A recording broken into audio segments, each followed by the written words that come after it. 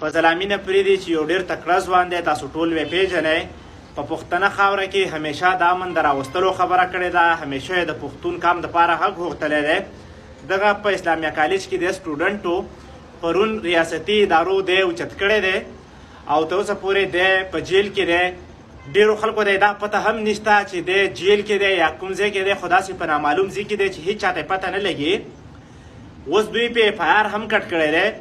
زه دغه ادارو ته سوال نه کوم، مینت ورته نه کوم، خو وان کوم او صرف دا خبر ورکوم چې که تاسو په دغه شانتې ځوانانو باندې اف آی آر کوئ چې دا شلن یا یو شکلن ځوان دی، نو د ده په ذهن کې به بغاوت پیدا کیږي او دا به په ځان پسې قافله تیاروي او بیا به دا ستا خلاف ودرېږي.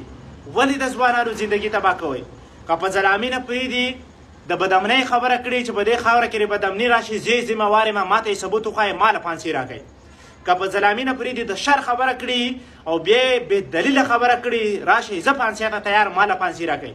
خو که نه تاسو وایئ چې کم زمونږ مرضي او څوک زمونږ په مرضۍ چلیږي هغه د دې ریاست خواخوږی دی او نه چې څوک زمونږ د مرضۍ خلاف چلیږي یا د دې ریاست خلاف دی، نو دا ستا هغه پالیسي ده چې ته به داسې بغاوت په دې خلکو کې پیدا کړي چې بیا به سبا ستا خلاف دا خلک جنګېږي.